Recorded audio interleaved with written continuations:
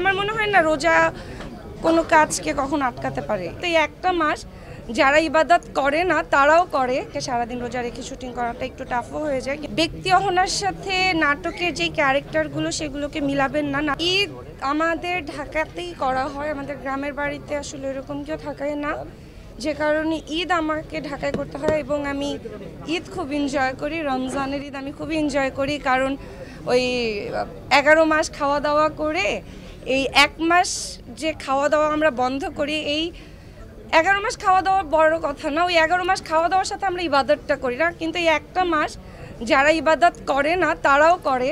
এবং এটা হচ্ছে আমার জন্য সবথেকে বড় ফেস্টিভ্যাল। আমি খুব চেষ্টা করি এটাকে আসলে ঈদের দিনটাকে সুন্দরভাবে সবার সাথে কাটানোর, ফ্যামিলি ফ্রেন্ডস। এই তো রোজার সময়ে কাজ আসলে একটু কষ্টেরই হয়ে যায়, একটু টাফ হয়ে যায়।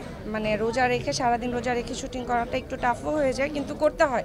এখন যেমন আপনারা সবাই করছেন, যে যার যার জায়গা থেকে, আমার মনে হয় না রোজা কোনো কাজকে কখন আটকাতে পারে, এটা আই ডোন্ট থিঙ্ক।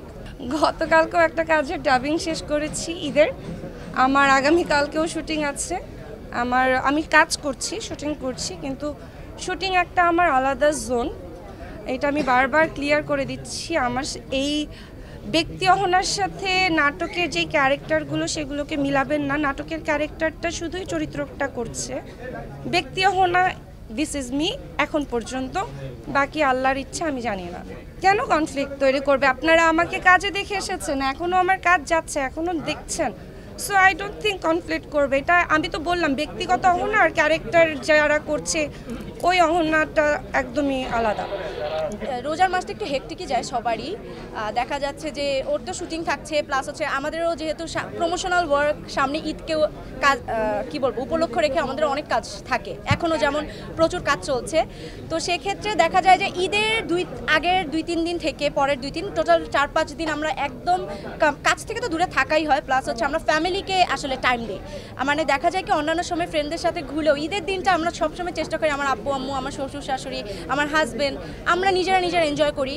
এক একজনের মানে আমার আম্মুর বাসায় যাই, আম্মুরা আসে, তারপর আমরা সবাই মিলে কোনো একটা প্ল্যানিং করি, ফ্যামিলি প্ল্যানিং, যে এখানে ঘুরতে যাব, আমরা ফ্যামিলি শুধু ট্যুর হবে। এই পর্দা করে আমাদের বুরকা পরে তার একটা সওয়াবের অংশ যেন আমরা পাই।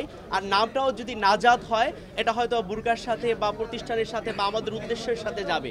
তো এই রমজান মাসের নাজাতের শেষ 10 দিন থেকে ইন্সপায়ার হয়ে আমাদের শপের নাম রাখা হয়েছে, ব্র্যান্ডের নাম রাখা হয়েছে নাজাত। আপনারা সবাই দোয়া করবেন।